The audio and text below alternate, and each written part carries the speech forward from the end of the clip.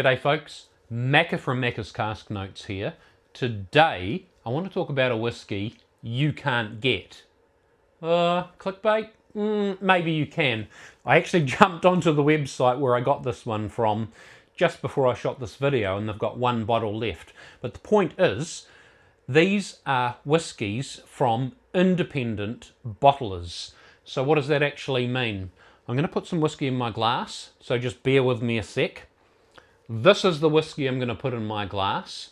Today, this is from the single cask. This is from a range called Scotch and Tattoos. Now this is from Glenrothes. This particular bottle is 65.3% alcohol. I'm going to talk about that in a second. That's pretty high, but I'm going to put some in my glass and let's talk about it. All right, I'm back. So, independent bottlers, what does that mean? I need to get my nose in this. Whoo! 65 odd percent. So, why would you go with an independent bottler? What does that actually mean?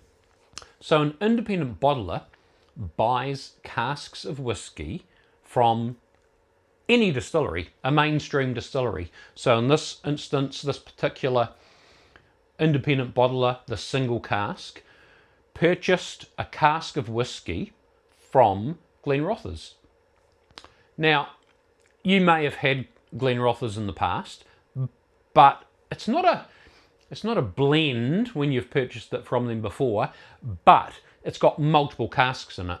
They've blended multiple casks from their warehouse to make a single malt Scotch whiskey. It's not a blend, even though it's got multiple casks, because it's from the same distillery, probably in the same year, maybe not.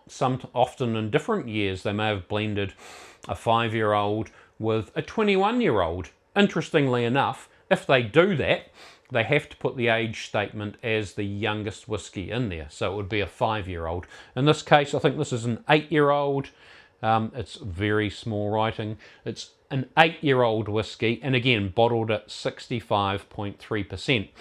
But it is a single cask. The single cask, the company Single Cask, has purchased from Glenrothes, and they have bottled all of that cask, making probably around about 300 bottles. I think in this case it might be something like 310 bottles of this particular whiskey. So it actually makes it quite rare. It's quite difficult to get.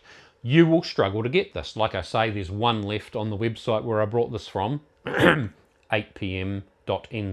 If you're in New Zealand, there's one bottle of this left. But why would you do that? Why would you purchase from someone else who's bought that cask? Well, in this case, you'll struggle to get something from Glenrothes that's bottled at 65% or thereabouts. So that's one really good reason. And what they do is they go through multiple casks in the warehouse, taste, taste, taste. Wow, this is fantastic. This does not need to be mixed with other casks from the distillery. Let's bottle this one cask as it is in the cask. So most whiskies that you're going to buy, they're going to be watered down. It's not a bad thing.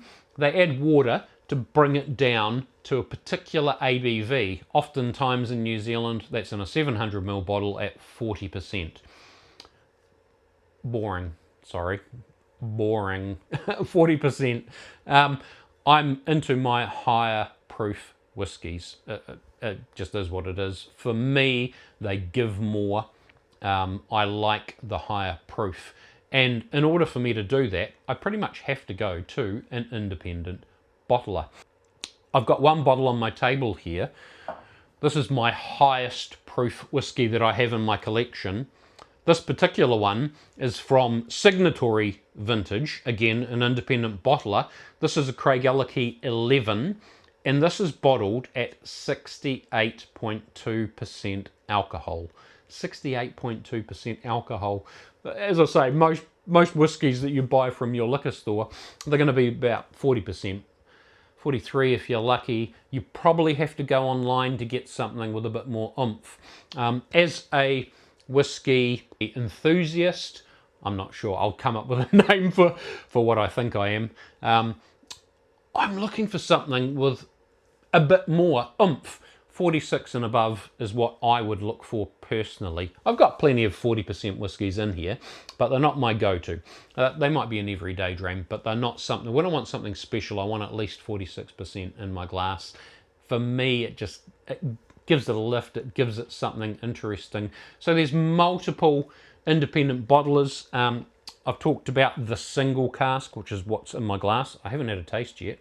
I'm going to get into there in a second. I've talked about Signatory vintage. Also on my shelf, I've got,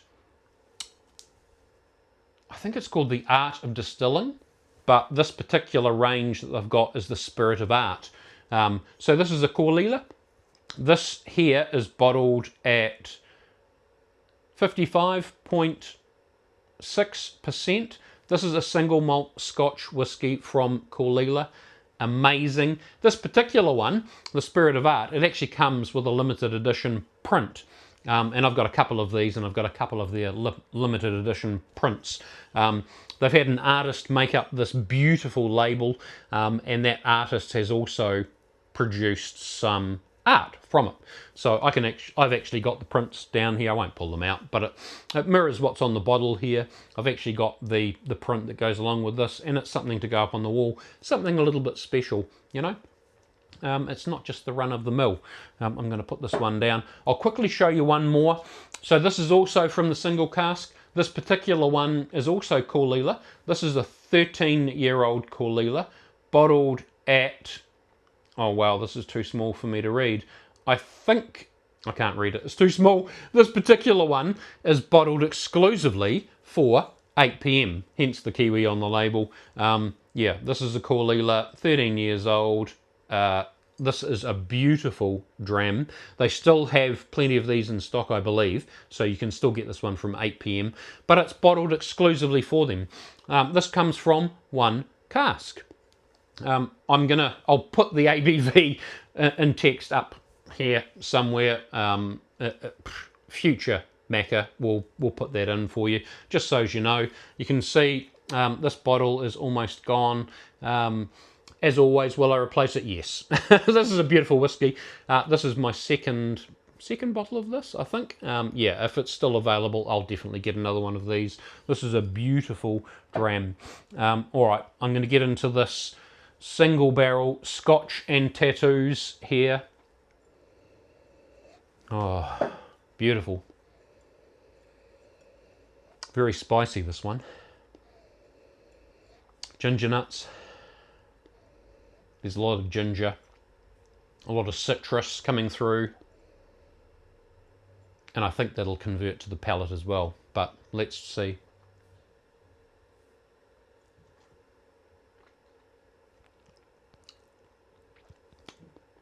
Amazing.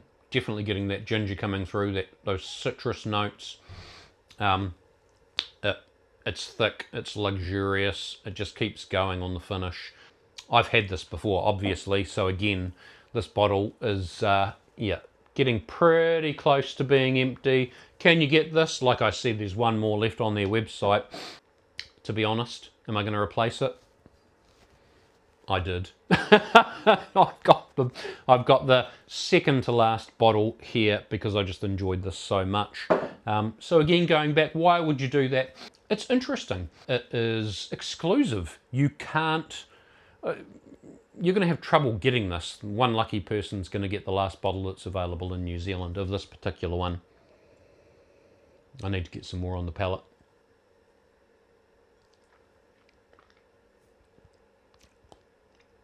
Wonderful. The reason that I go for single casks is simply because it's actually quite hard to get. And this is very affordable. I think this is around $160. Again, I might put the price up there. But for a high ABV whiskey, that's actually very rare because, like I say, there's only one bottle left. What a wonderful thing to be able to get your hands on. I highly encourage you, especially if you're just starting out in your whiskey journey, have a play in the single cask independent bottler range. There's plenty available on websites. I think you probably won't get them in liquor stores. I don't know about that for sure, but all of my single casks come from online whiskey stores. That's just the way it is. This one's come from 8pm.nz, but I keep going back to them because they have some amazing whiskies on there.